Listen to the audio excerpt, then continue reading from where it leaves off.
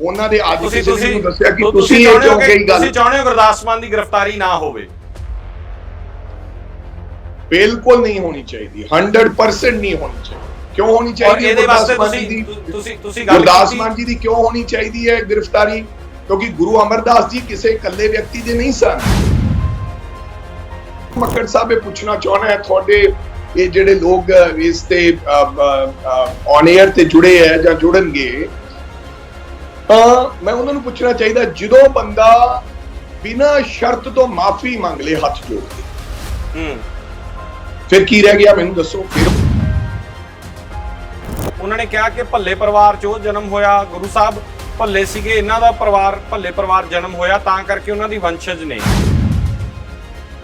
ਜਿਹੜੀ ਤੁਸੀਂ ਬੱਤੀ ਵਾਲੀ ਗੱਲ ਕਰਦੇ ਹੋ, ਜੇ ਤੁਸੀਂ ਕਿਸੇ ਦੀ ਮਾਂ ਦੀ ਕਿਸੇ ਨੂੰ ਗਾਲ ਕੱਢੋਗੇ ਔਰ ਮਾਂ ਨੂੰ ਦੇ ਬਾਰੇ ਕੁਝ ਕਹੋਗੇ, ਇੱਕ 60 ਸਾਲ ਦੇ ਵਿਅਕਤੀ ਨੂੰ, ਔਰ ਜਿਹਨੇ ਆਪਦਾ ਜੀਵਨ 60 ਸਾਲ ਤੱਕ ਬੜਾ ਸਾਫ਼ ਸੁਥਰਾ ਰੱਖਿਆ ਹੋਵੇ, ਜਿਹਦੀ ਕੋਈ ਕੰਟਰੋਵਰਸੀ ਨਾ ਹੋਈ ਹੋਵੇ, ਜੇ ਉਹਨੂੰ ਕੋਈ ਮਾਂ ਦੀ ਗੱਲ ਕੱਢੇਗਾ ਜਾਂ ਉਹਦੇ ਇਸ ਤਰ੍ਹਾਂ ਦੀ ਕੋਈ ਬਦਤਮੀਜ਼ੀ ਕਰੇਗਾ, ਕਈ ਵਾਰੀ ਮੂੰਹ ਚੋਂ ਨਿਕਲ ਜਾਂਦੀ ਹੈ ਗੱਲ।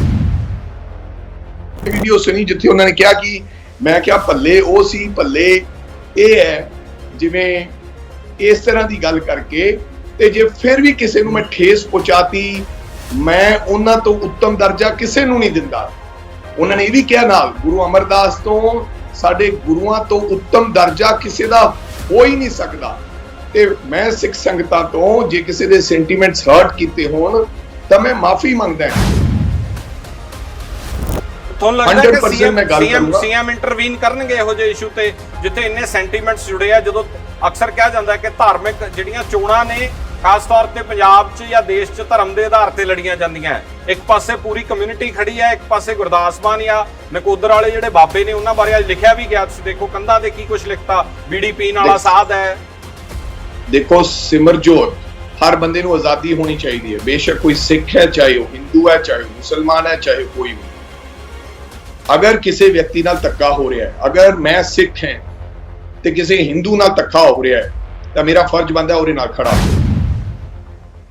ਸਤਿ ਸ਼੍ਰੀ ਅਕਾਲ, ਔਨ 에ਅਰ ਦੇਖ ਰਹੇ ਹੋ, ਮੈਂ ਹਾਂ ਸਿਮਰਨਜੋਤ ਸਿੰਘ ਮੱਕੜ। ਗੁਰਦਾਸ ਮਾਨ ਨੇ ਤੀਜੀ ਪਾਤਸ਼ਾਹੀ ਬਾਰੇ ਜੋ ਟਿੱਪਣੀ ਕੀਤੀ, ਬਾਅਦ ਦੇ ਵਿੱਚ ਸਪਸ਼ਟੀਕਰਨ ਦੇਤਾ, ਮਾਫੀ ਮੰਗ ਲਈ, ਪਰ ਫਿਰ ਉਸ ਤੋਂ ਬਾਅਦ ਵੀ ਪਰਚਾ ਦਰਜ ਹੋ ਜਾਂਦਾ ਹੈ। ਆਪਣੀ ਸਰਕਾਰ ਦੇ ਉੱਤੇ ਅੱਜ ਰਾਜਾ ਵੜਿੰਗ ਨੇ ਅਪੀਲ ਕੀਤੀ ਮੁੱਖ ਮੰਤਰੀ ਨੂੰ ਕਿ ਪਰਚਾ ਜਿਹੜਾ ਹੈ ਉਹ ਦਰਜ ਕੀਤਾ ਗਿਆ, ਉਸ ਬਾਰੇ ਵਿਚਾਰਿਆ ਜਾਵੇ। ਰਾਜਾ ਵੜਿੰਗ ਸਾਡੇ ਨਾਲ ਨੇ, ਬਹੁਤ ਬਹੁਤ ਸਵਾਗਤ ਹੈ ਜੀ ਔਨ 에ਅਰ ਤੇ ਤੁਹਾਡਾ। ਥੈਂਕ ਯੂ ਸਿਮਰਜੋਤ, ਬਹੁਤ ਬਹੁਤ ਧੰਨਵਾਦ ਤੁਹਾਡਾ। ਵੜਿੰਗ ਸਾਹਿਬ, ਗੁਰਦਾਸ ਮਾਨ ਵਾਲੇ ਇਸ਼ੂ ਤੇ ਪੋਲੀਟੀਸ਼ੀਅਨ ਨੂੰ ਖਾਸ ਤੌਰ ਤੇ ਤੁਹਾਨੂੰ ਬੋਲਣ ਦੀ ਲੋੜ ਕੀ ਪੈ ਗਈ? ਮੱਕੜ ਸਾਹਿਬ, ਮੈਂ ਇਸ ਕਰਕੇ ਬੋਲਿਆ ਕਿਉਂਕਿ ਮੈਂ ਗੁਰਦਾਸ ਮਾਨ ਜੀ ਨੂੰ ਕਾਫੀ ਨੇੜਿਓਂ ਤੱਕਿਆ ਤੇ ਜਾਣਿਆ।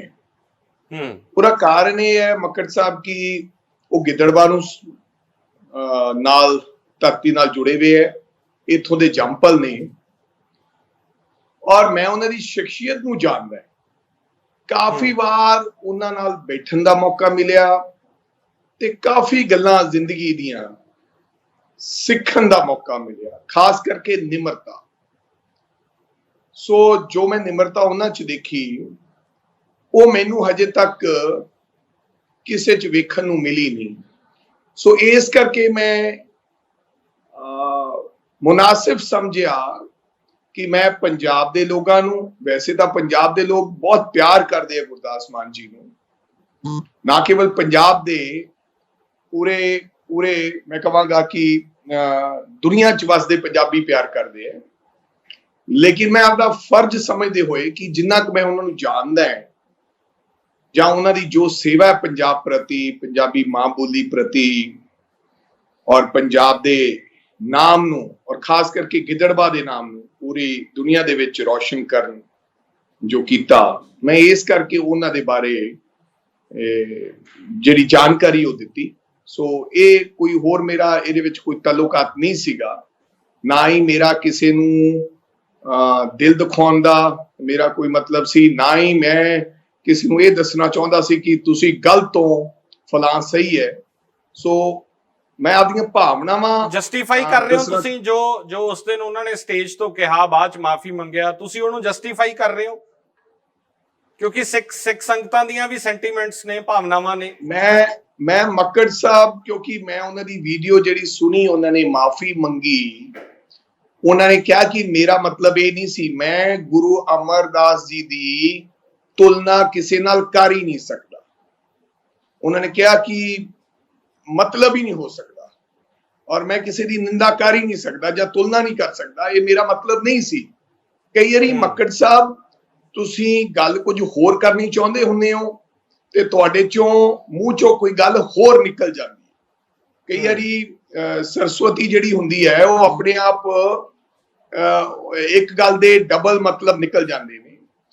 ਲੇਕਿਨ ਮੈਂ ਸਮਝਦਾ ਮੱਕੜ ਸਾਹਿਬ, ਜਦੋਂ ਮਾਫੀ ਮੰਗ ਲਈ ਕੋਈ ਇਨਸਾਨ, ਸਾਡੇ ਧਰਮ 'ਚ ਲਿਖਿਆ ਹੈ, ਸਾਡੇ ਗੁਰੂਆਂ ਨੇ ਇਹ ਗੱਲ ਕਿਹਾ ਕਿ ਮਾਫ ਕਰਨ ਵਾਲਾ ਬਹੁਤ ਵੱਡਾ ਹੁੰਦਾ ਹੈ, ਉਹਦਾ ਦਿਲ। ਔਰ ਖਾਸ ਕਰਕੇ ਜਿਹੜਾ ਸਿੱਖੀ ਹੈ, ਸਿੱਖੀ ਦੇ ਵਿੱਚ ਤਾਂ ਸਾਨੂੰ ਸਿਖਾਇਆ ਇਹ ਗਿਆ ਹੈ ਸਾਡੇ ਗੁਰੂਆਂ ਨੇ ਕਿ ਜੇ ਕਿਸੇ ਨੇ ਮਾਫੀ ਮੰਗ ਲਈ ਤਾਂ ਉਹਨੂੰ ਬਿਲਕੁਲ ਬਰੀ ਕਰ ਦੇਣਾ ਚਾਹੀਦਾ ਹੈ।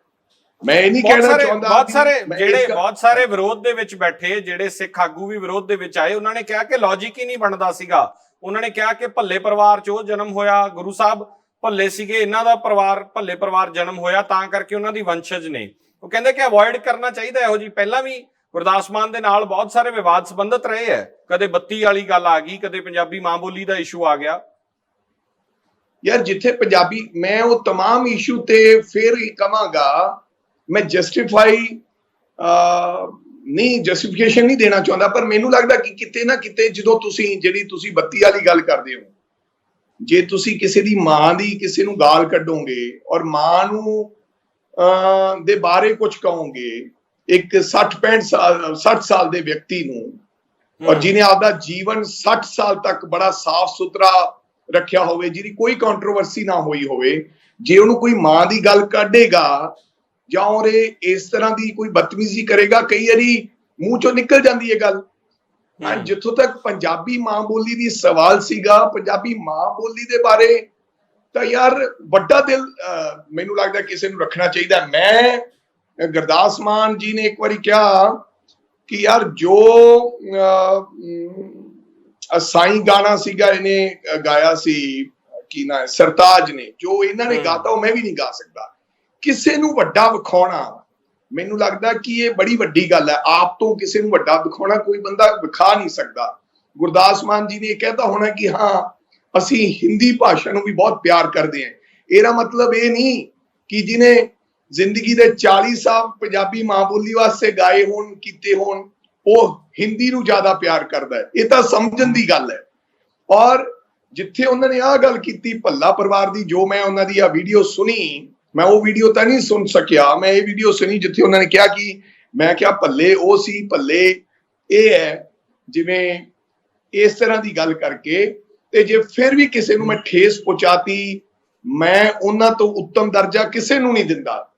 ਉਹਨਾਂ ਨੇ ਇਹ ਵੀ ਕਿਹਾ ਨਾਲ, ਗੁਰੂ ਅਮਰਦਾਸ ਤੋਂ, ਸਾਡੇ ਗੁਰੂਆਂ ਤੋਂ ਉੱਤਮ ਦਰਜਾ ਕਿਸੇ ਦਾ ਹੋ ਹੀ ਨਹੀਂ ਸਕਦਾ।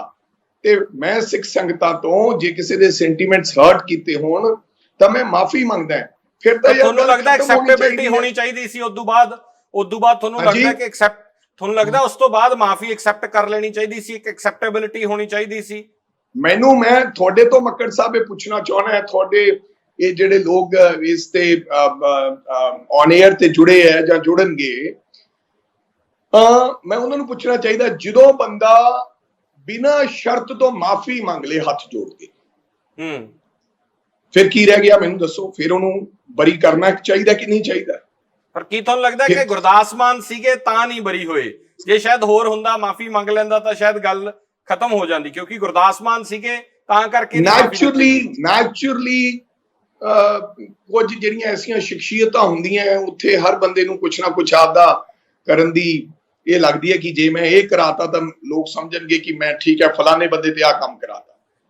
ਪਰ ਮੈਂ ਇਹ ਸਮਝਦਾ ਕਿ ਸਾਨੂੰ ਗੁਰੂਆਂ ਨੇ ਇਹ ਸਿਖਾਇਆ। ਮੈਂ ਵੀ ਗੁਰਦੁਆਰਾ ਸਾਹਿਬ ਮੰਨਦਾ, ਗੁਰੂ ਗ੍ਰੰਥ ਸਾਹਿਬ ਮਹਾਰਾਜ ਜੀ ਨੂੰ ਮੰਨਦਾ। ਸਾਡੇ ਉਦੋਂ ਸਤਿਕਾਰ ਕਿਸੇ ਦਾ ਵੱਧ ਨਹੀਂ ਸਾਡੇ ਦਿਲਾਂ 'ਚ, ਉਸ ਪਰਮਾਤਮਾ ਤੋਂ, ਉਸ ਰੱਬ ਤੋਂ, ਸਾਡਾ ਬਾਪ ਹੈ। ਲੇਕਿਨ ਯਾਰ ਜੇ ਮਾਫੀ ਮੰਗ ਲਈ ਹੈ ਮੈਂ ਪਹਿਲਾਂ ਵੀ ਅਕਸਰ ਕਈ ਵਾਰੀ ਕਿਹਾ ਹੈ, ਪਿਛਲੀ ਵਾਰੀ ਵੀ ਜਦੋਂ ਗੁਰਦਾਸ ਮਾਨ ਦੀ ਗੱਲ ਹੋਈ ਸੀ, ਇੱਕ ਉਹ ਸਿੱਧੂ ਮੂਸੇਵਾਲੇ ਦੀ ਗੱਲ ਹੋਈ ਸੀ, ਮੈਂ ਕਿਹਾ ਸੀ ਕਿ ਇਹ ਤੁਸੀਂ ਉਹਨਾਂ ਨੂੰ ਪੁੱਛ ਲਓ ਵੀ ਕਿਉਂ ਕਿਹਾ ਇਹ ਗੱਲ, ਤੁਹਾਡਾ ਹੱਕ ਬਣਦਾ ਹੈ ਪੁੱਛਣ ਦਾ। ਤੇ ਜੇ ਉਹ ਕਹਿ ਦਿੰਦੇ ਕਿ ਨਹੀਂ ਜੀ ਗਲਤੀ ਨਾਲ ਹੋ ਗਿਆ, ਗੁਸਤਾਖੀ ਹੋ ਗਈ, ਜਾਂ ਤੁਹਾਨੂੰ ਮੈਂ ਇਹਦਾ ਵਰਣਨ ਕੁਝ ਹੋਰ ਕਰਨਾ ਚਾਹੁੰਦਾ ਸੀ ਪਰ ਉਹ ਹੋਰ ਹੋ ਗਿਆ, ਤਾਂ ਉਹਨੂੰ ਛੱਡ ਦੇਣਾ ਚਾਹੀਦਾ। ਇਹਨਾਂ ਨੂੰ ਉਲਟਾ ਤੁਸੀਂ ਕੀ ਚਾਹੁੰਦੇ ਹੋ ਕਿ ਜਿਹੜਾ ਪਰਚਾ ਦਰਜ ਹੋਇਆ, ਤੁਸੀਂ ਚਾਹੁੰਦੇ ਹੋ ਕਿ ਉਹ ਹੁਣ ਕੈਨਸਲ ਕੀਤਾ ਜਾਵੇ? ਤੁਸੀਂ ਪਰਸਨਲੀ ਇਹ ਚਾਹੁੰਦੇ ਹੋ? ਮੈਂ ਤਾਂ ਇਹ ਕਹਿਣਾ ਮੱਕੜ ਸਾਹਿਬ, ਮੈਂ ਤਾਂ ਇਹ ਕਹਿਣਾ ਹੈ ਕਿ ਮੈਂ ਸਿੱਖ ਸੰਗਤਾਂ ਨੂੰ ਪੁੱਛਣਾ, ਮੈਂ ਜਿੰਨਾ ਉਹਨਾਂ ਸਾਡੇ ਜਥੇਦਾਰ, ਸਾਡੇ ਜਿਹੜੇ ਆਗੂ ਸਾਹਿਬਾਨ ਨੇ, ਸਾਡੀ ਸੰਗਤ ਨੇ, ਸਾਧ ਸੰਗਤ, ਮੈਂ ਵੀ ਮਾਫੀ ਮੰਗ ਲੈਣਾ।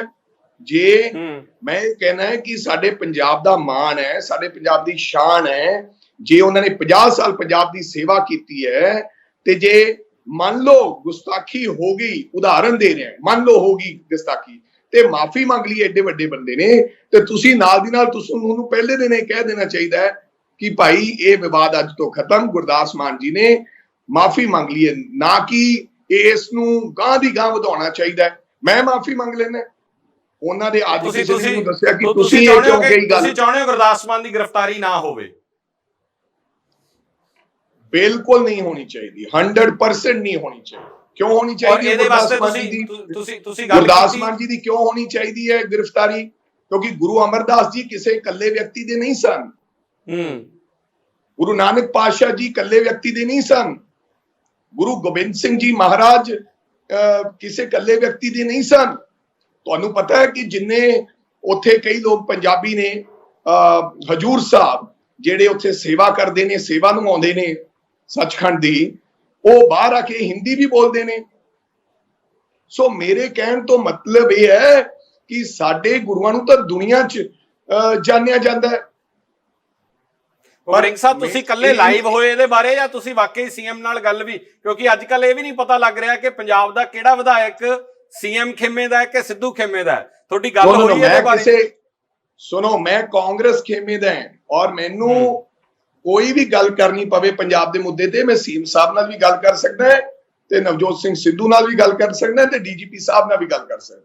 ਪਰ ਕੀ ਤੁਹਾਡਾ ਖੇਮਾ ਨਹੀਂ, ਮੇਰਾ ਖੇਮਾ ਕਾਂਗਰਸ ਹੈ। ਪੋਲੀਟੀਕਲ ਬੈਨੀਫਿਟ ਤਾਂ ਨਹੀਂ ਲੈ ਰਹੇ ਵੀ ਗੁਰਦਾਸ ਮਾਨ ਗਿੱਦੜਵੇ ਦੇ ਨੇ, ਗਿੱਦੜਵੇ ਦੇ ਲੋਕਾਂ ਦੀ ਸੈਂਟੀਮੈਂਟਸ ਨੇ, ਸ਼ਾਇਦ ਇਲੈਕਸ਼ਨ ਅਪਰੋਚ ਹੋ ਰਹੀ ਹੈ, ਸ਼ਾਇਦ ਰਾਜਾ ਵੜਿੰਗ ਇਸ ਕਰਕੇ ਉਧਰ ਨੂੰ ਬਿਆਨ ਦੇਤਾ ਕਿ ਲੋਕਾਂ ਨੂੰ ਪ੍ਰਭਾਵਿਤ ਕਰਨਾ ਹੈ ਗਿੱਦੜਵਿਆਂ ਦੇ ਨੂੰ? ਨਹੀਂ ਸਿਮਰਜੋਤ ਜੀ, ਮੈਨੂੰ ਕਿਸੇ ਨੇ ਆਖਿਆ ਕਿ ਤੁਸੀਂ ਬਿਆਨ ਦਿੱਤਾ ਹੈ, ਮੈਂ ਕਿਹਾ ਹਾਂ, ਕਹਿੰਦੇ ਮਾੜਾ ਜਿਹਾ ਦੇਖ ਲੈਣਾ। ਮੈਂ ਕਿਹਾ ਮੈਂ ਦਿਲ ਤੋਂ ਕੰਮ ਲੈਣਾ, ਮੈਂ ਹਰ ਵਾਰ ਦਿਮਾਗ ਤੋਂ ਕੰਮ ਨਹੀਂ ਲੈਂਦਾ। ਮੇਰੇ ਦਿਲ ਨੇ ਕਿਹਾ ਕਿ ਤੇਰਾ ਫਰਜ਼ ਬਣਦਾ। ਜਿੱਥੋਂ ਤੱਕ ਤੁਸੀਂ ਵੋਟਾਂ ਦੀ ਗੱਲ ਕਰਨੀ, ਉਹ ਤਾਂ 2012 ਚ ਵੀ ਪੈ ਗਈਆਂ, 2017 ਚ ਵੀ ਪੈ ਗਈਆਂ, 2 ਵਾਰੀ ਤਾਂ ਵੋਟਾਂ ਲੈ ਲਈਆਂ। ਹੁਣ ਤੀਜੀ ਉਸ ਗੱਲ ਤੇ ਕੋਈ ਐਸਾ ਰਾਜਨੀਤੀ ਨਹੀਂ ਹੈ। ਹਾਲਾਂਕਿ ਮੇਰੀ ਗੁਰਦਾਸ ਮਾਨ ਜੀ ਨਾਲ ਇਸ ਮੁੱਦੇ ਤੇ ਕੋਈ ਗੱਲ ਵੀ ਨਹੀਂ ਹੋ ਸਕੀ, ਪਰ ਮੈਂ ਆਪਦਾ ਫਰਜ਼ ਸਮਝਦੇ ਹੋਏ ਕਿ ਮੈਂ ਉਸ ਵਿਅਕਤੀ ਨੂੰ ਜਾਣਦਾ ਹੈ, ਇਸ ਕਰਕੇ ਉਹ ਐਡਾ ਨੀਵਾਂ ਵਿਅਕਤੀ ਹੈ, ਇੰਨਾ ਨੀਵਾਂ ਵਿਅਕਤੀ ਹੈ। ਮੈਂ ਦੱਸਦਾ ਤੁਹਾਨੂੰ ਇੱਕ ਉਦਾਹਰਨ। ਕਿਸੇ ਜਗ੍ਹਾ ਕਿਸੇ ਰੈਲੀ ਤੇ ਜਾ ਰਹੇ ਸੀ, ਕਿਸੇ ਪੁਲਿਸ ਵਾਲੇ ਮੁਲਾਜ਼ਮ ਨੇ ਹੱਥ ਰੋਕ ਲਿਆ। ਉਹਨੂੰ ਪਤਾ ਨਹੀਂ ਸੀ ਗੁਰਦਾਸ ਮਾਨ ਜੀ ਵਿੱਚ ਬੈਠੇ ਆ, ਤੇ ਜਦੋਂ ਉਹਨਾਂ ਨੇ ਰੋਕਿਆ, ਉਹ ਕਹਿੰਦੇ ਜੀ ਇਦੋਂ ਅੱਗੇ ਗੱਡੀ ਨਹੀਂ ਜਾ ਸਕਦੀ। ਉਹ ਉੱਥੋਂ ਉਤਰੇ ਤੇ ਤੁਰ ਕੇ ਜਾਣ ਲੱਗੇ। ਫਿਰ ਨਹੀਂ, ਕੋਈ ਪੁਲਿਸ ਦਾ ਇੰਸਪੈਕਟਰ ਆਇਆ, ਇੰਸਪੈਕਟਰ ਸਾਹਿਬ ਨੇ ਕਿਹਾ ਨਹੀਂ ਜੀ ਤੁਸੀਂ ਤਾਂ ਆਪਦੀ ਗੱਡੀ ਅੰਦਰ ਲੈ ਕੇ ਜਾ ਸਕਦੇ ਹੋ। ਐਵੇਂ ਇੱਕ ਵਾਰੀ ਅਸੀਂ ਕਿਤੋਂ ਨਿਕਲੇ ਕਿ 2 ਮੰਗਣ ਵਾਲੇ ਸਾਥੀ, ਕੁਝ ਜਿਵੇਂ ਆਪਾਂ ਨੂੰ ਆਖਰੀ ਗੱਡੀਆਂ ਤੇ, ਉਹ ਆ ਗਏ, ਤੇ ਇੱਕ ਮੈਨੂੰ ਲੱਗਿਆ ਕਿ ਥੋੜਾ ਜਿਹਾ ਅਮਲੀ ਜਿਹਾ ਲੱਗਿਆ ਕਿ ਇਹਨੇ ਕੋਈ ਨਸ਼ਾ ਕੀਤਾ, ਜਾਂ ਕੋਈ ਮੈਨੂੰ ਲੱਗਿਆ ਢਿੱਲਾ ਜਿਹਾ, ਤੇ ਵਧੀਆ ਬੰਦਾ ਨਹੀਂ ਲੱਗਿਆ, ਜੈਨੂਅਨ ਨਹੀਂ ਲੱਗਿਆ, ਜਿਵੇਂ ਆਪਾਂ ਕਹਿੰਦੇ ਆ ਕਿ ਤਾਂ ਪਖੰਡੀ ਜਿਹਾ ਲੱਗ ਰਿਹਾ। ਮੈਂ ਗੁਰਦਾਸ ਮਾਨ ਜੀ ਨੂੰ ਕਿਹਾ ਕਿ ਮਾਨ ਸਾਹਿਬ, ਇਧਰੋਂ ਜੇਬ ਚੋਂ ਕੱਢਿਆ 500 ਰੁਪਇਆ, ਉਹਨੂੰ ਦੇਤਾ, ਦੂਜੇ ਨੂੰ ਦੇਤਾ। ਮੈਂ ਕਿਹਾ ਜੀ ਇਹ ਤਾਂ ਮੈਨੂੰ ਐਵੇਂ ਹੀ ਲੱਗਦਾ ਹੈ। ਉਹ ਕਹਿੰਦੇ ਨਾ ਜਾਣੇ ਕਿਸ ਬੇਸ ਮੇਂ ਨਾਰਾਇਣ ਮਿਲ ਜਾਏ, ਕਿ ਰੱਬ ਨੂੰ ਮੰਨਣ ਵਾਲਾ ਵਿਅਕਤੀ ਹੈ, ਐਂਡ ਰੱਬ ਤੋਂ ਡਰਨ ਵਾਲਾ ਵਿਅਕਤੀ ਹੈ, ਉਹ ਰੱਬ ਦੇ ਬਾਰੇ ਕਿੱਦਾਂ ਮਾੜਾ ਬੋਲ ਸਕਦਾ ਹੈ? ਤੁਸੀਂ ਹੁਣ ਅੱਗੇ ਕੀ ਅਪਰੋਚ ਕਰੋਗੇ? ਕੀ ਤੁਸੀਂ ਡੀਜੀਪੀ ਸਾਹਿਬ ਨਾਲ, ਤੁਹਾਡੀ ਵੜਿੰਗ ਸਾਹਿਬ ਤੁਹਾਡੀ ਗੱਲਬਾਤ ਹੋਈ ਆ ਹਾਲੇ ਕਰੋਗੇ ਡੀਜੀਪੀ ਨਾਲ? ਤੁਸੀਂ ਕਹਿ ਰਹੇ ਹੋ ਗੱਲਬਾਤ ਕਰਨੀ ਪਈ ਤਾਂ ਤੁਸੀਂ ਕਰੋਗੇ, ਹੋਈ ਆ ਕਰੋਗੇ? ਡੀਜੀਪੀ ਸਾਹਿਬ ਨੂੰ ਮੈਸੇਜ ਛੱਡਿਆ ਸੀ, ਉਹ ਮੀਟਿੰਗ 'ਚ ਸੀਗੇ, ਤੇ ਮਾਰਨਿੰਗ ਦੇ ਵਿੱਚ ਉਹਨਾਂ ਨਾਲ ਮੈਂ ਗੱਲ ਵੀ ਕਰ ਲੂੰਗਾ, ਔਰ ਮੁੱਖ ਮੰਤਰੀ ਸਾਹਿਬ ਨਾਲ ਵੀ ਗੱਲ ਕਰੂੰਗਾ। ਤੁਹਾਨੂੰ ਲੱਗਦਾ ਹੈ ਕਿ ਸੀਐਮ ਇੰਟਰਵੀਨ ਕਰਨਗੇ ਇਹੋ ਜਿਹੇ ਇਸ਼ੂ ਤੇ ਜਿੱਥੇ ਇੰਨੇ ਸੈਂਟੀਮੈਂਟਸ ਜੁੜੇ ਆ? ਜਦੋਂ ਅਕਸਰ ਕਿਹਾ ਜਾਂਦਾ ਹੈ ਕਿ ਧਾਰਮਿਕ ਜਿਹੜੀਆਂ ਚੋਣਾਂ ਨੇ ਖਾਸ ਤੌਰ ਤੇ ਪੰਜਾਬ 'ਚ ਜਾਂ ਦੇਸ਼ 'ਚ ਧਰਮ ਦੇ ਆਧਾਰ ਤੇ ਲੜੀਆਂ ਜਾਂਦੀਆਂ। ਇੱਕ ਪਾਸੇ ਪੂਰੀ ਕਮਿਊਨਿਟੀ ਖੜੀ ਹੈ, ਇੱਕ ਪਾਸੇ ਗੁਰਦਾਸ ਮਾਨ ਜਾਂ ਨਕੋਦਰ ਵਾਲੇ ਜਿਹੜੇ ਬਾਬੇ ਨੇ ਉਹਨਾਂ ਬਾਰੇ ਅੱਜ ਲਿਖਿਆ ਵੀ ਗਿਆ। ਤੁਸੀਂ ਦੇਖੋ ਕੰਧਾਂ ਤੇ ਕੀ ਕੁਝ ਲਿਖਤਾ, ਬੀੜੀ ਪੀਣ ਵਾਲਾ ਸਾਧ ਹੈ। ਦੇਖੋ ਸਿਮਰਜੋਤ, ਹਰ ਬੰਦੇ ਨੂੰ ਆਜ਼ਾਦੀ ਹੋਣੀ ਚਾਹੀਦੀ ਹੈ, ਬੇਸ਼ੱਕ ਕੋਈ ਸਿੱਖ ਹੈ, ਚਾਹੇ ਉਹ ਹਿੰਦੂ ਹੈ, ਚਾਹੇ ਉਹ ਮੁਸਲਮਾਨ ਹੈ, ਚਾਹੇ ਕੋਈ ਵੀ ਹੈ। ਅਗਰ ਕਿਸੇ ਵਿਅਕਤੀ ਨਾਲ ਧੱਕਾ ਹੋ ਰਿਹਾ ਹੈ, ਅਗਰ ਮੈਂ ਸਿੱਖ ਹਾਂ ਤੇ ਕਿਸੇ ਹਿੰਦੂ ਨਾਲ ਧੱਕਾ ਹੋ ਰਿਹਾ ਹੈ, ਤਾਂ ਮੇਰਾ ਫਰਜ਼ ਬਣਦਾ ਉਹਦੇ ਨਾਲ ਖੜਾ ਹੋਣਾ। ਮੇਰੇ ਕਹਿਣ ਤੋਂ ਭਾਵ ਇਹ ਹੈ ਕਿ ਅਸੀਂ ਸੈਕੂਲਰ ਹੈ। ਸਾਡੇ ਗੁਰੂ ਨੇ ਸਾਨੂੰ ਇਹ ਸਿਖਾਇਆ ਹੈ ਕਿ ਜਿੱਥੇ ਸੱਚੀ ਗੱਲ ਹੈ ਉੱਥੇ ਖੜੇ ਹੋ ਕੇ ਤਾਣ ਕੇ ਛਾਤੀ ਖੜ ਜਾਓ, ਕੋਈ ਫਰਕ ਨਹੀਂ ਪੈਂਦਾ। ਸਾਡੇ ਗੁਰੂ ਨੇ ਇਹ ਸਾਨੂੰ ਸਿਖਾਇਆ, ਇਹ ਗੁਰੂ ਗੋਬਿੰਦ ਸਿੰਘ ਮਹਾਰਾਜ ਜੀ ਨੇ ਸਿਖਾਇਆ ਕਿ ਛਾਤੀ ਤਾਣ ਕੇ ਖੜੇ ਹੋ ਜਾਓ, ਜਿੱਥੇ ਤੁਸੀਂ ਸਹੀ ਹੋ, ਕੋਈ ਫਰਕ ਨਹੀਂ ਪੈਂਦਾ। ਡੇਰਾਵਾਦ ਪ੍ਰਤੀ ਲਿਬਰਲ ਹੋ ਤੁਸੀਂ? ਡੇਰੇ ਜਾਂ ਡੇਰਾਵਾਦ ਜਾਂ ਡੇਰਿਆਂ ਨੂੰ ਲੈ ਕੇ ਬਹੁਤ ਲਿਬਰਲ ਹੋ ਤੁਸੀਂ? ਤੁਹਾਨੂੰ ਲੱਗਦਾ ਹੈ ਕਿ ਸੈਕੂਲਰਿਜ਼ਮ ਦੀ ਆੜ 'ਚ ਡੇਰੇ ਪ੍ਰਫੁੱਲਤ ਹੋਣੇ ਚਾਹੀਦੇ ਆ? ਸਿਮਰਜੋਤ, ਮੈਂ ਕਹਿੰਦਾ ਕਿ ਮੈਂ ਕਿਸੇ ਦੀ, ਫੇਰ ਉਹੀ ਗੱਲ, ਮੈਂ ਕਿਸੇ ਦੇ ਸੈਂਟੀਮੈਂਟਸ, ਮੈਂ ਕਿਸੇ ਨੂੰ ਹਰਟ ਕਰਾਂ ਨਾ, ਮੈਂ ਡੇਰੇ ਦੀ ਗੱਲ ਕਰਦਾ ਨਾ ਕਿਸੇ ਦੀ ਆਸਥਾ ਕਿਤੇ ਵੀ ਹੈ। ਮੈਨੂੰ ਕੋਈ ਹੱਕ ਨਹੀਂ ਕਿਸੇ ਦੀ ਆਸਥਾ, ਕਿਉਂਕਿ ਉਹ ਵਿਅਕਤੀ ਦੀ ਆਸਥਾ ਹੈ। ਉਹਦੀ ਆਸਥਾ ਕਿਤੇ ਕਿਸੇ ਦੀ ਮੰਦਿਰ 'ਚ ਹੈ, ਕਿਸੇ ਦੀ ਮਸਜਿਦ 'ਚ ਹੈ, ਕਿਸੇ ਦੀ ਗਿਰਜਾ ਘਰ 'ਚ ਹੈ, ਕਿਸੇ ਦੀ ਰਵਿਦਾਸ ਜੀ ਦੇ ਉੱਥੇ ਹੈ। ਇਹ ਮੈਂ ਇਹਦੇ ਵਾਸਤੇ ਓਪਨ ਮਾਈਂਡ ਆਦਮੀ ਹੈ। ਜਿਹੜਾ ਵਿਅਕਤੀ ਵੀ ਜਿੱਥੇ ਵੀ ਜਿਹਦੀ ਆਸਥਾ ਹੈ, ਕਿਤੇ ਵੀ ਆਸਥਾ ਹੈ, ਕਿਸੇ ਦੀ ਲੋਕ ਕੋਈ ਪਿੱਪਲ ਕੋਲੇ ਚਲੇ ਜਾਂਦੇ ਆ, ਆਪਦੀ ਆਸਥਾ ਹੈ, ਆਪਦੇ ਮਨ ਦੀ ਗੱਲ ਹੈ। ਤਾਂ ਤੁਸੀਂ ਇਸ ਗੱਲ ਦੇ ਖਿਲਾਫ ਹੋ ਕਿ ਲੋਕ ਲਾਡੀ ਸ਼ਾਹ ਨੂੰ ਜਾਂ ਜਿਹੜੇ ਉੱਥੇ ਨਕੋਦਰ ਵਾਲੇ ਡੇਰੇ ਨੂੰ ਮਾੜਾ ਬੋਲ ਰਹੇ ਆ, ਗਾਲਾਂ ਕੱਢ ਰਹੇ ਆ, ਜਾਂ ਕੰਧਾਂ ਤੇ ਜੋ ਨਕੋਦਰ 'ਚ ਲਿਖਿਆ ਜਾ ਰਿਹਾ, ਤੁਸੀਂ ਇਹਦੇ ਖਿਲਾਫ ਹੋ ਕਿ ਇਸ ਤਰ੍ਹਾਂ ਨਹੀਂ ਹੋਣਾ ਚਾਹੀਦਾ? ਨਹੀਂ, ਮੈਂ ਇਹ ਸਮਝਦਾ ਵੀ ਕਿਸੇ ਦੀ ਆਸਥਾ ਨੂੰ, ਜਿਹੜੀ ਕਿਸੇ ਵੀ ਆਸਥਾ ਹੈ, ਕੋਈ ਫਰਕ ਨਹੀਂ ਪੈਂਦਾ ਯਾਰ। ਤੁਸੀਂ ਕਿਤੇ ਕਿਸੇ ਦੇ ਬਾਰੇ ਕੁਝ ਲਿਖਦੇ ਹੋ, ਪਰ ਕਿਸੇ ਵੀ ਕਿਸ ਵਿਅਕਤੀ ਦੀ ਆਸਥਾ ਹੈ, ਉਹਨੂੰ ਉਹਦੀ ਆਸਥਾ ਨੂੰ ਨੁਕਸਾਨ ਨਹੀਂ ਪਹੁੰਚਾਉਣਾ ਚਾਹੀਦਾ ਕਿਤੇ ਵੀ। ਜੇ ਸਾਨੂੰ ਸਾਡਾ ਦੁੱਖ ਆਉਂਦਾ ਹੈ ਤਾਂ ਕਿਸੇ ਨੂੰ ਹੋਰ, ਮੈਂ ਕਹਿੰਦਾ ਕਿਸੇ ਵੀ ਇਹੋ ਜਿਹੀ ਗੱਲ ਨੂੰ ਛੇੜਨਾ ਨਹੀਂ ਚਾਹੀਦਾ, ਉਹਦੇ ਨਾਲ ਛੇੜਛਾੜ ਨਹੀਂ ਹੋਣੀ ਚਾਹੀਦੀ, ਕਿਉਂਕਿ ਇਹਦੇ ਨਾਲ ਵਿਵਾਦ ਖੜਾ ਹੋ ਸਕਦਾ। ਕਿਸੇ ਦੀ ਮੰਦਿਰ 'ਚ ਆਸਥਾ ਹੈ, ਕਿਸੇ ਦੀ ਡੇਰੇ 'ਚ ਆਸਥਾ ਹੈ, ਕਿਸੇ ਦੀ ਕਿਤੇ ਵੀ ਆਸਥਾ ਹੈ, ਉਹਨੂੰ ਇਹ ਕੰਮ ਨਾ ਕਰੋ। ਉਹਦਾ ਰਿਵਰਟ ਬੈਕ ਇਹ ਨਹੀਂ ਹੈ। ਜੇ ਕਿਸੇ ਨੇ ਗਾਲ ਕੱਢੀ ਹੈ, ਉਹਦਾ ਰਿਵਰਟ ਬੈਕ ਗਾਲ ਨਹੀਂ ਹੈ। ਜੇ ਕਿਸੇ ਨੇ ਥੱਪੜ ਮਾਰਿਆ, ਉਹਦਾ ਰਿਵਰਟ ਬੈਕ ਥੱਪੜ ਨਹੀਂ ਹੈ। ਫਿਰ ਅਸੀਂ ਗੁਰੂ ਦੀ ਸੱਚੀ ਸੰਗਤ ਕਿਹੜੀ ਹੋਈ? ਨਹੀਂ, ਗੁਰੂ ਦੀ ਸੱਚੀ ਸੰਗਤ ਇਹ ਹੈ ਕਿ ਜੇ ਕਿਸੇ ਨੇ ਗਲਤੀ ਕਰ ਲਈ, ਜੇ ਉਹ ਮਾਫੀ ਮੰਗ ਲਈ ਹੈ, ਉਹਨੂੰ ਛੱਡ ਦੇਣਾ ਚਾਹੀਦਾ ਹੈ, ਪਹਿਲੇ ਹੱਲੇ ਹੀ ਛੱਡ ਦੇਣਾ ਚਾਹੀਦਾ ਹੈ। ਮੈਨੂੰ ਤਾਂ ਕਿਸੇ ਨਾਲ ਗੱਲ ਹੀ ਨਾ ਕਰਾਂ।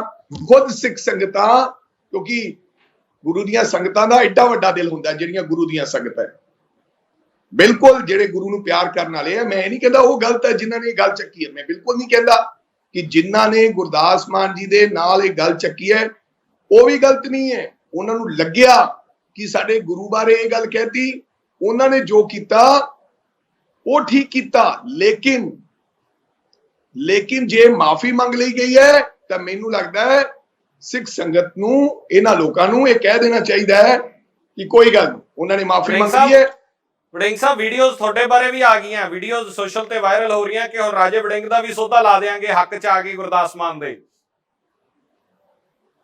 ਨਹੀਂ ਚਲੋ, ਮੇਰਾ ਸੌਦਾ, ਮੈਂ ਤਾਂ ਮੇਰੇ ਤਾਂ ਰੋਜ਼ ਆਉਂਦਾ, ਮੈਂ ਤਾਂ ਜਿਹੜਾ ਸੌਦਾ ਲਾਊਗਾ ਭਾਈ ਉਹਦੇ ਅੱਗੇ ਹੱਥ ਜੋੜ ਕੇ ਖੜਾ ਹੋ ਜਾਊਗਾ।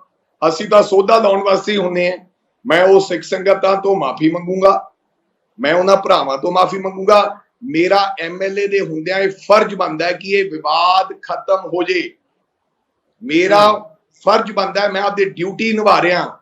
ਜੇ ਮੈਨੂੰ ਸਿੱਖ ਸੰਗਤ ਕਹੂਗੀ, ਜਿਹੜਾ ਕੋਈ ਭਾਈ ਸਾਹਿਬ ਕਹੂਗਾ ਸੌਦਾ ਲਾਉਣ ਨੂੰ, ਮੈਂ ਕਹੂੰਗਾ ਮਾਲਕੋ ਤੁਸੀਂ ਮੇਰਾ ਸੌਦਾ ਜ਼ਰੂਰ ਲਾ ਲਓ, ਪਰ ਮੈਂ ਤੁਹਾਡੇ ਤੋਂ ਮਾਫੀ ਮੰਗਦਾ ਅਗਰ ਮੈਂ ਤੁਹਾਨੂੰ ਕੋਈ ਅਪਮਾਨਜਨਕ ਸ਼ਬਦ ਕਹੇ ਹੋਣ। ਲੇਕਿਨ ਹਾਂ, ਮੈਂ ਇਹ ਚਾਹੁੰਦਾ ਕਿ ਇਹ ਵਿਵਾਦ ਖਤਮ ਹੋਣਾ ਚਾਹੀਦਾ ਹੈ। ਮੈਂ ਥੋੜਾ ਜਿਹਾ ਇਸ ਤੋਂ ਹਟ ਕੇ ਤੁਹਾਨੂੰ ਇੱਕ ਸਵਾਲ ਕਰਨਾ ਚਾਹੁੰਦਾ, ਇਸ ਨਾਲ ਰਿਲੇਟਡ ਵੀ ਹੈ ਕਿ ਤੁਹਾਨੂੰ ਲੱਗਦਾ ਹੈ ਕਿ ਐਜ਼ ਏ ਸੋਸਾਇਟੀ ਅਸੀਂ ਬਹੁਤ ਜ਼ਿਆਦਾ ਅਗਰੈਸਿਵ ਤੇ ਐਡਮੈਂਟ ਹੁੰਦੇ ਜਾ ਰਹੇ ਹਾਂ। ਮਿਸਾਲ ਦੇਣਾ, ਜਿਸ ਤਰ੍ਹਾਂ ਤੁਸੀਂ ਵੀ ਪੋਲੀਟੀਕਲੀ ਬਿਆਨਬਾਜ਼ੀਆਂ ਕਰਦੇ ਹੋ, ਖਾਸ ਤੌਰ ਤੇ ਤੁਹਾਡੇ ਹਲਕੇ ਦੀ ਗੱਲ ਕਰ ਰਿਹਾ, ਸਨੀ ਢਿੱਲੋਂ ਦੀ ਬਿਆਨਬਾਜ਼ੀ, ਤੁਹਾਡੀ ਬਿਆਨਬਾਜ਼ੀ, ਸੁਖਬੀਰ ਬਾਦਲ ਇੱਕ ਵਾਰ ਆਏ ਸੀ ਉਦੋਂ ਦੀ ਬਿਆਨਬਾਜ਼ੀ, ਜਿਸ ਪੱਧਰ ਤੇ ਬਿਆਨਬਾਜ਼ੀਆਂ ਪਹੁੰਚ ਗਈਆਂ ਨੇ, ਕੀ ਇਹ ਸੋਸਾਇਟੀ ਲਈ ਤੁਹਾਨੂੰ ਨਹੀਂ ਲੱਗਦਾ ਬਹੁਤ ਮੰਦਭਾਗਾ ਹੈ ਕਿ ਕਿਸ ਪੱਧਰ ਤੱਕ ਚੀਜ਼ਾਂ ਚੱਲ ਰਹੀਆਂ, ਕੈਸੇ ਸ਼ਬਦ ਵਰਤੇ ਜਾ ਰਹੇ ਹੈ? ਸਿਮਰਜੋਤ, ਮੈਂ ਸਮਝਦਾ ਕਿ ਬਹੁਤ ਮਿਆਰ ਗਿਰਦਾ ਜਾ ਰਿਹਾ ਸ਼ਬਦਾਵਲੀ ਦਾ, ਮਾੜਾ ਮਿਆਰ ਗਿਰਦਾ ਜਾ ਰਿਹਾ। ਠੀਕ ਹੈ ਤੁਸੀਂ ਕਿ ਮੇਰੇ ਵੱਲੋਂ ਵੀ ਇੱਕ ਵਾਰ ਜਦੋਂ ਗਿੱਦੜਬਾਹਾ ਦੇ ਅੰਦਰ ਮਿਊਨਿਸਪਲ ਕਮੇਟੀ ਨੂੰ ਚੋਣਾਂ ਲੈ ਕੇ ਹੋ ਰਹੀਆਂ ਸਨ ਤੇ ਉਦੋਂ ਸਰਦਾਰ ਸੁਖਬੀਰ ਸਿੰਘ ਬਾਦਲ ਸਾਹਿਬ ਆਏ, ਉਹਨਾਂ ਨੇ ਮੇਰੇ ਬਾਰੇ ਬਹੁਤ ਹੀ ਮਾੜੀ ਸ਼ਬਦਾਵਲੀ ਵਰਤੀ ਕਿ ਇਹਦੇ ਮਗਰ ਪੁਲਿਸ ਲਾਉਂਗਾ, ਇਹਨੂੰ ਭਜਾਉਂਗਾ, ਇਹਨੂੰ ਛੱਡੂੰਗਾ, ਇਹਨੂੰ ਠੋਕੂੰਗਾ, ਮੈਂ ਇਹਦੇ ਨਾਲ ਬੰਦਾ ਬਣਾਉਂਗਾ। ਮੈਨੂੰ ਪ੍ਰਵੋਕ ਕੀਤਾ। ਮੈਨੂੰ ਵੀ ਅਲਟੀਮੇਟਲੀ ਉਹ 60 ਸਾਲ ਦੇ ਨੇ, ਮੇਰੀ ਉਮਰ 42 ਸਾਲ ਦੀ ਹੈ, ਮੈਨੂੰ ਗੁੱਸਾ ਆਇਆ। ਔਰ ਜਦੋਂ ਮੈਨੂੰ ਗੁੱਸਾ ਆਇਆ ਤੇ ਮੈਂ ਵੀ ਜਾ ਕੇ ਉੱਥੇ ਬੋਲਿਆ। ਕੁਝ ਸ਼ਬਦ ਐਸੇ ਮੂੰਹ ਚੋਂ ਨਿਕਲ ਗਏ ਗੁੱਸੇ 'ਚ ਜਿਹੜੇ ਕਿ ਨਹੀਂ ਨਿਕਲਣੇ ਚਾਹੀਦੇ ਸਨ। ਮੇਰੇ ਦੋਸਤਾਂ ਨੇ ਮੈਨੂੰ ਉਹਦੇ 'ਚ ਬਾਅਦ 'ਚ ਕਿਹਾ ਕਿ ਨਹੀਂ ਰਾਜਾ, ਤੈਨੂੰ ਆਹ ਸ਼ਬਦ ਨਹੀਂ ਬੋਲਣੇ ਚਾਹੀਦੇ ਸੀ। ਮੈਂ ਆਪਦੇ ਮਨ ਨੂੰ ਵੀ ਰਿਅਲਾਈਜ਼ ਕੀਤਾ ਕਿ ਨਹੀਂ ਯਾਰ, ਅਗਲਾ ਜੇ ਕੋਈ ਗਲਤ ਕੰਮ ਕਰ ਰਿਹਾ ਤੇ ਤੈਨੂੰ ਨਹੀਂ ਕਰਨਾ ਚਾਹੀਦਾ ਸੀਗਾ। ਸੋ ਮੈਂ ਆਪਦੇ ਆਪ 'ਚ ਸੁਧਾਰ ਲਿਆਂਦਾ, ਸੁਧਾਰ ਕਾਫੀ। ਇਹ ਵੀ ਹਰਸਿਮਰਤ ਕੌਰ ਬਾਦਲ ਜੀ ਨੇ ਪਹਿਲਾਂ ਵੀ ਪ੍ਰਵੋਕ ਕਰਨ ਦੀ ਕੋਸ਼ਿਸ਼ ਕੀਤੀ। ਇਲੈਕਸ਼ਨਾਂ ਦੇ ਸਮੇਂ ਮੈਨੂੰ ਗੁੰਡਾ ਦੱਸਿਆ, ਗੁੰਡਾ ਦੱਸਦੇ ਸੀ ਉਹ ਕਿ ਇਹ ਗੁੰਡਾ ਹੈ, ਇਹ ਫਲਾਂ, ਇਹਨੇ ਉਹ ਕੀਤਾ, ਇਹਨੇ ਉਹ ਕੀਤਾ, ਗੁਜਰਾਤ 'ਚ ਉਹ ਕੀਤਾ। ਸੋ ਪ੍ਰਵੋਕ ਕੀਤਾ ਮੈਂ। ਬੀਬਾ ਜੀ ਹਰਸਿਮਰਤ ਕੌਰ ਬਾਦਲ ਜੀ ਕਹਿੰਦਾ ਸੀਗਾ। ਸੋ ਬੜੀ ਮਾੜੀ ਗੱਲ ਹੈ। ਸਾਨੂੰ ਆਪਦੇ ਸ਼ਬਦਾਂ ਦਾ ਬੜਾ ਖਿਆਲ ਰੱਖਣਾ ਚਾਹੀਦਾ ਹੈ, ਮੂੰਹ ਚੋਂ ਨਿਕਲੇ ਹੋਏ ਸ਼ਬਦਾਂ ਦਾ। ਸੋ ਮੈਂ ਤਾਂ ਕੋਸ਼ਿਸ਼ ਕਰਾਂਗਾ ਸਿਮਰਜੋਤ, ਮੇਰੀ ਰਹਿੰਦੀ ਵੜਿੰਗ ਸਾਹਿਬ ਅੱਜ ਦੇਖੋ ਪੰਜਾਬ ਦੇ ਲੋਕ, ਤੁਸੀਂ ਤੁਹਾਡੀ ਸਾਰੀ ਅਜੇ ਜ਼ਿੰਦਗੀ ਅੱਗੋਂ ਸਿਆਸੀ ਕਰੀਅਰ ਪਿਆ ਹੈ, ਪੰਜਾਬ ਦੇ ਲੋਕ ਐਕਸਪੈਕਟ ਕਰਦੇ ਆ ਕਿ ਤੁਸੀਂ ਉਹਨਾਂ ਨਾਲ ਇਕਨੋਮੀ ਦੀ ਗੱਲ ਕਰੋ, ਬੇਰੁਜ਼ਗਾਰੀ ਤੇ ਗੱਲ ਕਰੋ, ਮੁੱਦਿਆਂ ਦੀ ਗੱਲ ਕਰੋ। ਤੁਸੀਂ ਐਜ਼ ਅ ਪੋਲੀਟੀਸ਼ੀਅਨ ਇੱਕ ਦੂਜੇ ਦੇ ਘਰਾਂ ਤੱਕ ਪਹੁੰਚ ਗਏ, ਤੁਸੀਂ ਮਾਵਾਂ ਤੱਕ ਨਹੀਂ ਛੱਡੀਆਂ ਇੱਕ ਦੂਜੇ ਦੀਆਂ, ਜਿਹੜੀ ਜਿਸ ਤਰ੍ਹਾਂ ਦੀ ਬਿਆਨਬਾਜ਼ੀ ਪਿਛਲੇ ਦਿਨਾਂ 'ਚ ਹੋਈ ਹੈ। ਤੁਹਾਨੂੰ ਲੱਗਦਾ ਕਿ ਤੁਹਾਨੂੰ ਨਹੀਂ, ਮੈਂ ਤੁਹਾਡੀ ਗੱਲ ਨਹੀਂ ਕਰ ਰਿਹਾ, ਮੈਂ ਤੁਹਾਡੇ ਓਪੋਨੈਂਟਸ ਦੀ ਵੀ ਗੱਲ ਕਰ ਰਿਹਾ ਕਿ ਜਿਸ ਤਰ੍ਹਾਂ ਦੀ ਬਿਆਨਬਾਜ਼ੀਆਂ ਹੋਈਆਂ, ਤੁਹਾਡੀ ਇਨ ਪਾਰਟਿਕੂਲਰ ਗੱਲ ਨਹੀਂ ਕਰ ਰਿਹਾ, ਮੈਂ ਓਵਰਆਲ ਗੱਲ ਕਰ ਰਿਹਾ। ਤੁਹਾਨੂੰ ਲੱਗਦਾ ਕਿ ਅੱਜ ਤੁਹਾਨੂੰ ਵਾਅਦਾ ਦੇਣਾ ਚਾਹੀਦਾ ਪੰਜਾਬੀਆਂ ਨੂੰ ਸਾਡੇ ਇਸ ਮੰਚ ਤੋਂ ਕਿ ਮੁੱਦਿਆਂ ਦੀ ਰਾਜਨੀਤੀ ਹੋਵੇ, ਇੱਕ ਦੂਜੇ ਬਾਰੇ, ਪਰਿਵਾਰਕ ਲੋਕ ਹੋ, ਤੁਸੀਂ ਪਰਿਵਾਰਕ ਹੋ, ਉਹ ਵੀ ਪਰਿਵਾਰਕ ਲੋਕ ਨੇ।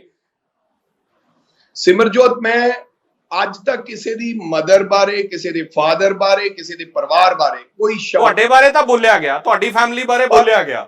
ਮੈਂ ਸਿਮਰ ਮੇਰਾ, ਮੈਂ ਤੁਹਾਨੂੰ ਦੱਸਾਂ, ਇਸ ਗੱਲ ਤੋਂ ਮੈਂ ਇੰਨਾ ਹਰਟ ਹੋਇਆ, ਮੈਂ ਆਪਦੇ ਮਨ ਤੇ ਇੰਨਾ ਕਾਬੂ ਪਾ ਕੇ ਬੈਠਾ। ਮੇਰਾ ਮਨ ਵਾਰ-ਵਾਰ ਉਛਲ ਕੇ ਬਾਹਰ ਜਾ ਰਿਹਾ ਸੀ ਕਿਉਂਕਿ ਅਗਰ ਤੁਸੀਂ ਚਿੱਟੀ ਦਾੜੀ ਵਾਲੇ ਬਜ਼ੁਰਗ ਨੂੰ ਵੀ ਕਦੇ ਕੁਝ ਐਸਾ ਕਹੋਗੇ, ਉਹ ਵੀ ਆਪਣੇ ਤੋਂ ਬਾਹਰ ਹੋ ਜਾਏਗਾ। ਲੇਕਿਨ ਮੈਂ ਆਪਦੇ ਮਨ ਨੂੰ ਕੰਟਰੋਲ ਕਰਕੇ, ਆਪਦੇ ਮਨ ਨੂੰ, ਆਪਦੇ ਦਿਲ ਨੂੰ ਸੰਭਾਲ ਕੇ ਕਿ ਯਾਰ ਤੇਰੇ ਦਾਦੇ ਦੀ ਗੱਲ ਹੋ ਰਹੀ ਹੈ ਜਿਹੜਾ 1955 ਚ ਵਿਚਾਰਾ, ਮੈਂ ਤਾਂ ਪੈਦਾ ਵੀ ਨਹੀਂ ਹੋਇਆ ਸੀ ਜਦੋਂ ਮੇਰਾ ਦਾਦਾ ਚਲਾ ਗਿਆ। ਸੋ ਕਈ ਵਾਰੀ ਮਨ ਨੂੰ ਬਹੁਤ ਹਰਟ ਹੁੰਦਾ ਹੈ। ਲੇਕਿਨ ਮੈਂ ਆਪਦੀ ਗੱਲ ਕਰਾਂਗਾ ਕਿ ਮੈਂ ਮਾੜੀ ਸ਼ਬਦਾਂ ਦੀ ਸ਼ਬਦਾਵਲੀ ਕੋਸ਼ਿਸ਼ ਕਰੂੰਗਾ। ਇਹ ਸੱਚੇ ਪਾਤਸ਼ਾਹ ਮੈਨੂੰ ਇੰਨੀ ਸਮਰੱਥਾ ਬਖਸ਼ੀ, ਮੈਨੂੰ ਇੰਨਾ ਬਲ ਬਖਸ਼ੀ ਔਰ ਮੈਨੂੰ ਇੰਨੀ ਸਹਿਣਸ਼ੀਲਤਾ ਬਖਸ਼ੀ ਕਿ ਮੈਂ ਮੁੱਦਿਆਂ ਦੀ ਲੜਾਈ ਲੜਾਂ, ਮੈਂ ਐਸੀ ਗੰਦੀ ਰਾਜਨੀਤੀ ਨਾ ਕਰਾਂ। ਸਿਮਰਜੋਤ, ਤੇਰੇ ਪਿੱਛੇ ਬਹੁਤ ਵੱਡੀ ਚਾਲ ਹੈ। ਇਸ ਗੱਲ ਦੇ ਪਿੱਛੇ ਮੈਂ ਪਾਰਲੀਮੈਂਟ ਦਾ ਇਲੈਕਸ਼ਨ ਲੜਿਆ, 20,000 ਵੋਟਾਂ ਦੇ ਫਰਕ ਨਾਲ ਹਾਰਿਆ। ਕੁਝ ਐਸੇ ਆਪਣਿਆਂ ਨੇ ਬਹੁਤ ਮੇਰੀ ਸੇਵਾ ਵੀ ਕੀਤੀ। ਇਹਦੇ ਪਿੱਛੇ ਬਹੁਤ ਵੱਡੀ ਚਾਲ ਹੈ। ਤੁਸੀਂ ਦੇਖਿਆ ਹੋਣਾ ਪਿਛਲੇ ਦਿਨੀ ਸੁਖਬੀਰ ਸਿੰਘ ਬਾਦਲ ਸਾਹਿਬ ਆਏ, ਜਿਹੜੇ ਡਿਪਟੀ ਮੁੱਖ ਮੰਤਰੀ ਰਹਿ ਚੁੱਕੇ ਆ, ਕੇਂਦਰੀ ਮੰਤਰੀ ਰਹਿ ਚੁੱਕੇ ਆ, ਜਿਨ੍ਹਾਂ ਦੀ ਉਮਰ ਮੈਨੂੰ ਲੱਗਦਾ ਹੈ ਕਿ 60 ਸਾਲ ਦੇ ਨੇੜੇ ਹੋਣ ਵਾਲੇ ਹੈ। 60 ਸਾਲ ਦੇ, ਜਿਨ੍ਹਾਂ ਦੀ ਲੜਕੀ ਮੈਂ ਸਮਝਦਾ ਕਿ ਮੁਟਿਆਰ ਹੋ ਗਈ, ਵੱਡੀ ਹੋ ਗਈ ਹੈ ਸਾਡੀ ਉਹ ਕੁੜੀ, ਭੈਣ ਛੋਟੀ ਮੇਰੀ ਬੇਟੀ। ਸੋ ਉਹਨਾਂ ਨੇ ਹਰ ਪ੍ਰੋਗਰਾਮ 'ਚ ਇੱਕ ਹੀ ਗੱਲ ਕਹੀ, ਰਾਜਾ ਵੜਿੰਗ, ਰਾਜਾ ਵੜਿੰਗ, ਰਾਜਾ ਵੜਿੰਗ, ਇਹਨੂੰ ਮੈਂ ਏਦਾਂ, ਇਹਨੂੰ ਏਦਾਂ। ਮੈਂ ਨਹੀਂ ਕੁਛ ਕਿਹਾ, ਮੈਂ ਕਿਹਾ ਉਹ ਮੈਨੂੰ ਪ੍ਰਵੋਕ ਕਰਦੇ ਆ ਔਰ ਫਿਰ ਕਹਿ ਕੇ ਜਾਂਦੇ ਆ ਆਪਦੇ ਨਾਲ ਵਾਲੇ ਉਹਨਾਂ ਸਾਥੀਆਂ ਨੂੰ ਜਿਨ੍ਹਾਂ ਦਾ ਵਤੀਰਾ ਬੜਾ ਮਾੜਾ ਹੈ, ਜਿਨ੍ਹਾਂ ਦੀ ਸ਼ਬਦਾਵਲੀ ਬੜੀ ਮਾੜੀ ਹੈ, ਕਿ ਇਹ ਸੰਭਾਲ ਲੇਗਾ, ਇਹਨੂੰ ਇਹ ਸੰਭਾਲ ਲੇਗਾ। ਉਹਨਾਂ ਨੂੰ ਇਹ ਡਰ ਹੈ, ਉਹ ਪ੍ਰਵੋਕ ਕਰਦੇ ਆ ਕਿ ਰਾਜਾ ਵੜਿੰਗ ਇੱਥੇ ਉਲਝ ਜੇ ਤਾਂ ਜੋ ਇਹ ਗੱਡੀ ਬਾਦਲ ਅਨਲੀ ਕਦੇ ਮੋੜ ਨਾ ਖਾ ਸਕੇ, ਇਹ ਸਾਡੇ ਨਾਲ ਕਦੇ ਖੜਾ ਹੋਣ ਦੀ ਸਮਰੱਥਾ ਨਾ ਰੱਖ ਸਕੇ। ਨਹੀਂ ਤਾਂ ਮੈਂ ਕਿੱਡਾ ਲੀਡਰ ਹੈ, ਮੈਂ ਤਾਂ 2 ਵਾਰੀ MLA ਬਣਿਆ, ਕੇਂਦਰੀ ਮੰਤਰੀ ਰਿਹਾ। ਸਰਦਾਰ ਪ੍ਰਕਾਸ਼ ਸਿੰਘ ਬਾਦਲ 5 ਵਾਰ ਰਹੇ, ਪੰਜਾਬ ਦੇ ਮੁੱਖ ਮੰਤਰੀ ਦੇ ਸੁਪੁੱਤਰ ਹਨ ਉਹ। ਰਾਜਾ ਵੜਿੰਗ ਤਾਂ ਉਹਨਾਂ ਦੇ ਸਾਹਮਣੇ ਚੀਜ਼ ਐਡੀ ਕਿ ਬਟ ਪਤਾ ਨਹੀਂ ਕਿਉਂ ਇੰਨਾ ਮੇਰੇ ਪਿੱਛੇ ਡਾਇਰੀ ਇਹਨਾਂ ਦਾ ਇਹਦਾ ਆਹ ਉਹ ਜਾਣ ਕੇ ਕਿਹਾ ਜਾਂਦਾ, ਉਸ ਬੰਦੇ ਨੂੰ ਕਹਿ ਕੇ ਜਾਂਦੇ ਆ ਵੀ ਤੂੰ ਹੁਣ ਇਹਨੂੰ ਇਦਾਂ ਪ੍ਰਵੋਕ ਕਰਨਾ ਹੈ, ਇਦਾਂ ਲੱਗਣਾ ਹੈ। ਪਰ ਪਤਾ ਨਹੀਂ ਪਰਮਾਤਮਾ ਮੈਨੂੰ ਇਹ ਬਲ ਬਖਸ਼ਦਾ ਰਵੇ ਕਿ ਇਹ ਸਹਿਣਸ਼ੀਲਤਾ ਬਖਸ਼ਦਾ ਰਵੇ ਕਿ ਮੈਂ ਇਸ ਸਾਰੀਆਂ ਗੱਲਾਂ ਨੂੰ ਆਪਦੇ ਢਿੱਡ 'ਚ ਸਮਾ ਸਕਾਂ। ਮੈਂ ਡਰਦਾ ਨਹੀਂ ਹੈ ਸਿਮਰਜੋਤ, ਪਰ ਮੈਂ ਸੁਸਾਇਟੀ ਦਾ ਉਹ ਆਗੂ ਹੈ, ਬਣ ਚੁੱਕਿਆ ਹੈ। ਲੋਕ ਮੇਰੇ ਨਹੀਂ ਵੇਖਦੇ ਹੈ ਕਿ ਇਹਦਾ ਬੰਦੇ ਦਾ ਵਤੀਰਾ ਕਿਹੋ ਜਿਹਾ। ਮੈਂ ਅੱਜ ਵੀ ਆਪਦੇ ਕੀ ਉਸ ਦਿਨ ਅੱਜ ਮੈਂ ਚਾਹੁੰਦਾ ਓਨੈਸਟੀ ਨਾਲ ਦਿਲ ਦੀ ਗੱਲ ਦੱਸੋ ਤੁਸੀਂ, ਪੂਰੀ ਜਿੰਨੀ ਦੁਨੀਆ ਤੁਹਾਨੂੰ ਅੱਜ ਦੇਖ ਰਹੀ ਹੈ, ਜਿਸ ਦਿਨ ਇਹ ਗੱਲਾਂ ਹੋਈਆਂ, ਮਾਤਾ ਪਿਤਾ ਬਾਰੇ ਬੋਲਿਆ ਜਾਂਦਾ, ਰਾਜਾ ਵੜਿੰਗ ਦਾ ਰਿਐਕਸ਼ਨ ਕੀ, ਜਜ਼ਬਾਤੀ ਹੋਏ, ਗੁੱਸਾ ਆਇਆ, ਕੀ ਹੋਇਆ?